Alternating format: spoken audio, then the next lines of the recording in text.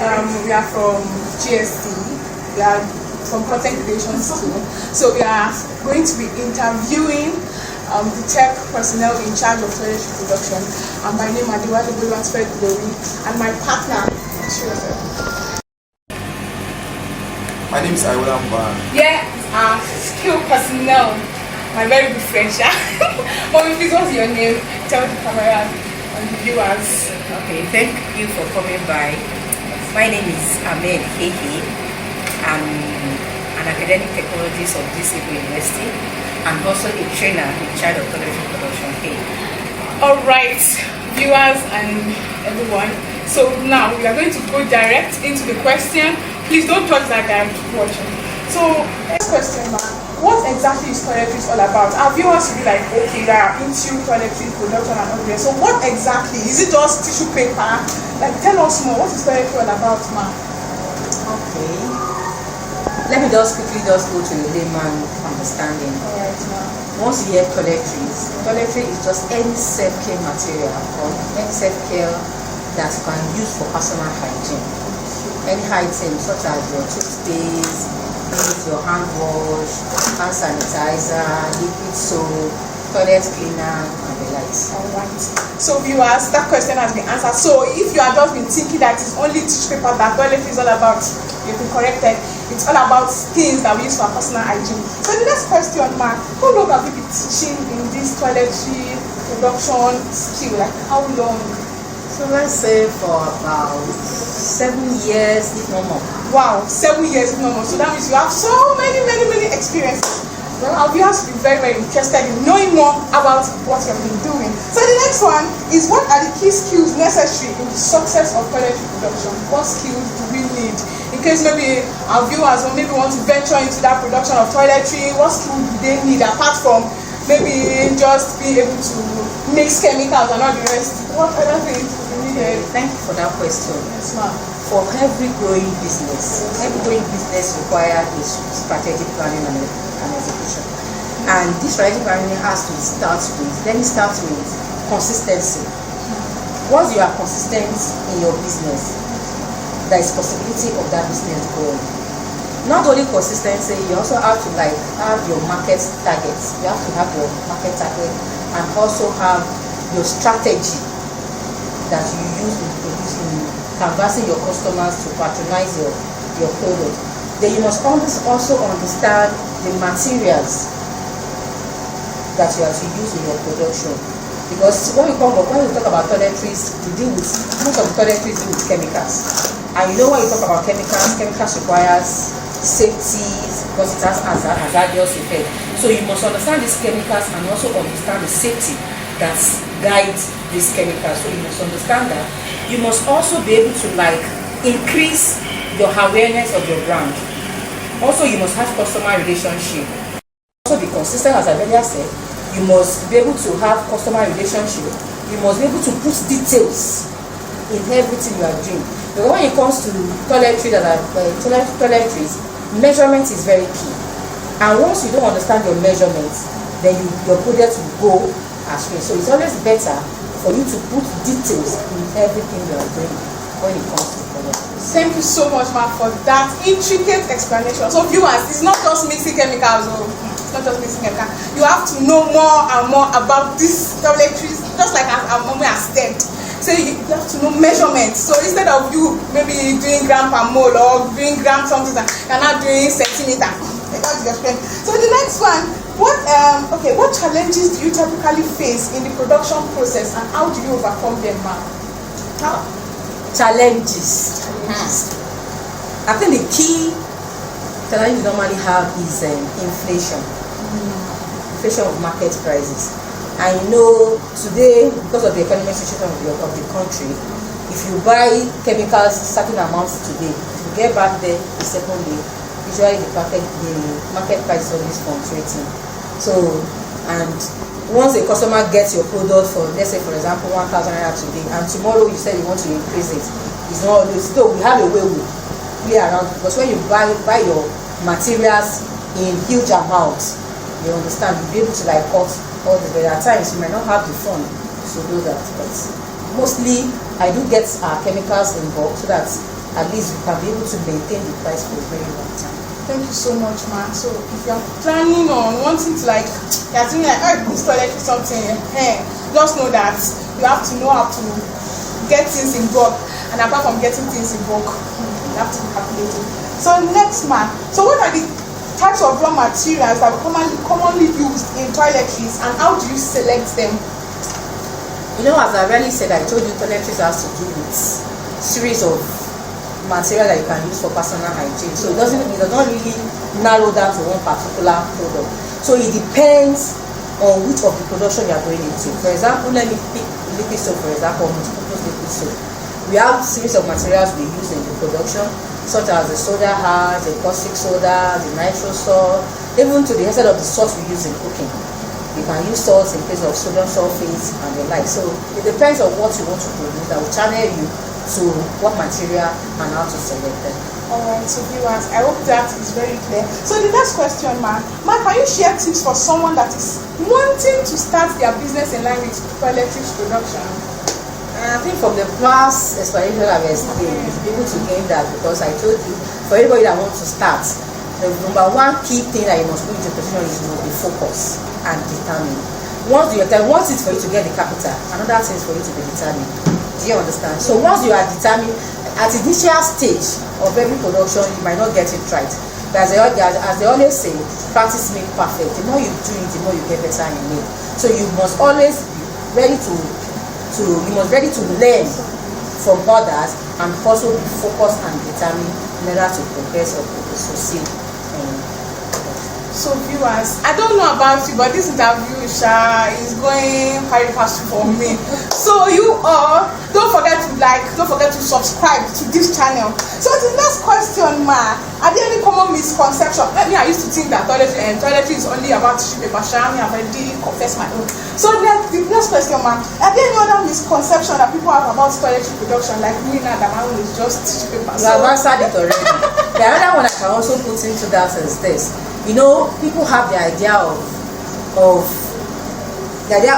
let's say they want to produce liquid soap, for example. They just believe they go to the market, for example, they will say they want to produce 25 liters of toiletries or liquid soap. The moment the chemical sellers give them maybe 2 grams of this, they get them dissolve and pour everything together. But professionally, it's not done that way. Professionally, it's not that. So we should have the misconception of having to mix chemicals together without understanding what the effect of these chemicals. Like there is one thing in liquid soap, for example, that people normally have, what we call caustic soda. Caustic soda is very corrosive and is very dangerous, especially when it comes to contact with skin. Some people, if you don't understand this, people will add it to their soap. If it is too much, it will be detrimental to your skin when you are using it. And that's why most times when you see that when people are washing clothes, you see that at times when you use your detergent to wash some clothes, you see that it will wash off. Most times it's because of maybe the concentrated of this, maybe the chemicals they've added is too concentrated. That's why it's washing away this thing. So, but once you understand your material, you understand this chemical, you understand the function, it will be easier for you to be able to come about your own formulation to suit your customer. That's really deep. So somebody that is planning on going into toiletries, don't go and kill us, don't go and remove our skin, don't go and, please know about all these concentrations, know about how to measure it, so that. And thank God you are a science student, so you should understand better. I understand better, grandpa. Which one is grandpa? How is grandpa more measuring DMQ, CMQ, blah blah blah. Please. Don't go too far. Should not go too far. We are not too savvy. Please just know how to do your measurements, and please, because lives are involved and our skins too are involved, please let your measurements be accurate. They are not just after the money. Also, please also be cautioned about this life. So the next question, ma, what type of equipment are essential for toiletries production? As I've already said, toiletries varies. Depends on what you want to produce. Definitely the equipment will differ. But let me pick example. I will still go down to liquid soap. Liquid soap, detergent, car wash, hand wash. The major equipment that you usually use for that is you need a mixer. Because in the production, financially is majorly about mixing A, B, C, D, blending together. And once you are mixing, you require an equipment that will be able to mix properly. But if they are not homogeneous enough, definitely there will be separation after some time. Mommy, you just said something homogeneous. As a science student, I understand what homogeneous is. But somebody will not understand what homogeneous is. Can you help us though? That's an assignment. So viewers, you have an assignment. You have been put into should I say a class now? They give you an assignment. You need to go and look for the meaning of homogeneous. Don't ask me that question because I'm not going to assign you. So next one, ma'am. What are some common mistakes to avoid when starting in this field? Measurements. Measurement is very key, because you find out that when you go to these chemical sellers, usually, let's say you want to buy 1 kg of maybe nitrosol or soda or any of the chemicals, but because of the selfish interest of these chemical sellers, they usually adjust their balance because they want to get more money. So if you don't have your own personal weighing balance to measure these things, it surely affects your products. For example, as I've actually said in my previous talk, I said you have to be consistent. And for you to have a consistent product, your measurement has to be consistent as well. For example, if you have to produce 1 liter of liquid soap, for example, if you use 10 grams of soda ash in the first production and you are using 9.5 grams in the second production, definitely will be consistently the same. Definitely it will affect it. And that's where measurement comes into place. If you have your own personal balance, most time when I buy chemical from these sellers, I do the weigh them myself. And I found out that the weight, the mass given to me in the market is always different from most time. And there's no two things to it. It's because they're just selfish. They want to adjust the balance. You will see that it is 250 grams. You will see that by the time you get to, and if you require 250 and you're assuming and you're using 250 and you know up to 250, definitely it will affect the viscosity of your product. So measurements is another very, very key thing that you have to do. Measurements, guys, measurements. So that means, hey, somebody that wants to go into this toiletry production, now we have to have a weighing scale compulsory. So that's one equipment that we have to. Especially when you have to do it, anything that has to do with production. For example, if you have to use fragrance, for example, you can be innovative and creative by creating your own fragrance. How do you do that? You can decide to mix strawberry and maybe lemon to form another fragrance. So when you are mixing this fragrance, your measurement has to take place, as I already said. Because if you are using ratio 1:1, before you can get that same fragrance you are formulated, that one ratio 1:1 must take. It's not as if you are going to take 1 drop of this, take 1 of this, and you form it. Definitely you cannot get that. So if it's ratio 1:1, you maintain it 1 ml of this to 1 ml of this, achieve this fragrance. You cannot tag it as your name. You can decide to make it 3. You can make it 2:1, but you have to be consistent in those measurements so that you can continue to have the exact fragrance that attracted your customer initially. So when you want to produce another batch, you can still maintain that fragrance. I don't know how expensive measuring scale will be, but it's not expensive. There are some tabletop balance around less than 3,000, 4,000. Okay, very cheap. Please. Our life is very important. Please get measuring scale. Thank you. So, Mommy, the next one. What are the biggest changes that we've seen in toiletry industry over the years? And the changes? There have been changes so far, because in the past years, when I started the production, we normally use about 10 different chemicals in our production. You had this, you had that, you had this, you had that. But now you can produce at your convenience zone with 3-4 chemicals. Wow. And achieve a very good quality. I don't know if I have the one you produced last somewhere around, it's not available. That you can use even a cooking salt with it at home. You can react it with 1 or 2 other chemicals to achieve, and you start the same. So what's responsible for this? What caused the change? The change is what I feel, or what causes the change is this. Technology is involved, and as I already said, when you understand your chemicals, it's just like you producing liquid soap. For example, take narrow down to liquid soap. In the past, they will use SLS. Sodium lauryl sulfate is a foaming agent. You will use sulfonic acid, it's a foaming agent. You will use Terzapon is a foaming agent. We are using 3 different chemicals that serve the same purpose. But if you can play around your formulation, you should be able to know which one to reduce, which one to, and even which one to eradicate. So guys, you see that in fact this interview is supposed to pay me money because this information that I'm dishing out like this. So next one, ma, and what's the most challenging product that you've worked on? Challenging. I would say challenging and that fetch me more money. Okay, so that means challenges is directly proportional to more money. And that is hand sanitizer. Hand sanitizer. The highlights actually I normally I do car wash, hand wash, liquid soap, multi-purpose liquid soap, detergent, toilet cleaner.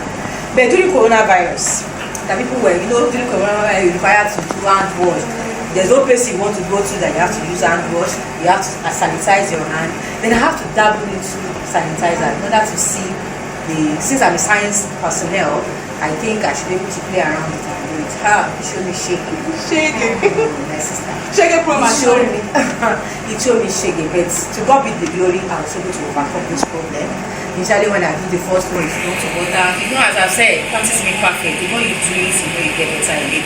And at the long run, sincerely, I make a lot of money doing coronavirus. From hand sanitizer and hand wash. I supply companies. I think I can. Should I mention it? No, it's personal. I won't. But I really make cool money during that coronavirus through hand sanitizer and hand wash. So, guys, see, mommy maximized the opportunity she saw. So guys, what is stopping you from maximizing your opportunity? Exactly. Next, how do you handle negative feedback on a product? I accept my mistake and always try as much as possible to do better. Accepting. There's nobody that is above mistake. There's bound to be error because we grow day in, day out. But most times I hardly receive negative feedback, but it's not as if at all. But once it comes in, I try as much as possible to build on it and make the necessary correction. So guys, it means that we have to continue to learn and relearn. Exactly. So yes. So mommy, what's the favorite product that you have helped to create thus far? Like in your 7 years of experience, what's your favorite? I'll be like, this product. I will still go for hand sanitizer. Hand sanitizer again, guys. Alright. So what's the most surprising thing that you've learned in this industry? Using cooking salt to make soap. Using cooking salt? You mean our normal NSCF? Yes. So NSCF is normal salt though, if you don't know. Normal That's salt. a good one. Normal salt to make soap. Mom, can you just don't? That's personal. Stop. That's my secret. They say secret agents, secret formula. So you want to learn that, you pay for it. Stop. I'm an assistant. You can also pay to me. Okay. So I think mommy has shared that success story because that's the next question I'm to ask, which is the hand sanitizer and exactly. So guys, what's stopping you from launching into this?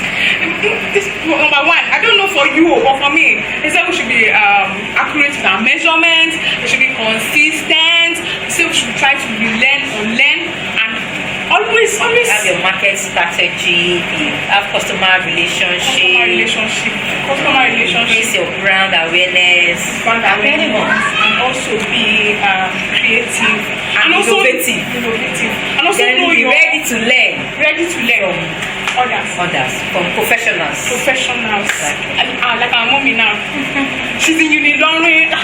Can come to her. She'll give me advice. Academic technologies for that matter. What are you saying? Stop playing. And also know your ingredients very well. Please, our lives are very important. I like my hands to be fresh. Please, you should not go on. So guys, thank you so much. But another secret again. Okay. If you use excess caustic soda, that's something you can also use to neutralize it when producing. So if you need to know that, consult me. I'm assistant consultant. So guys, I don't know about you, but this interview for me has been enlightening. So guys, I don't mind you share your reviews, and yes, don't forget to like and subscribe to this channel. And yes, thank you for watching. Once again, I want to say a big thank you to our mommy for allowing us and giving us the opportunity to learn and to interview her during this process. Thank you so much. So bye guys.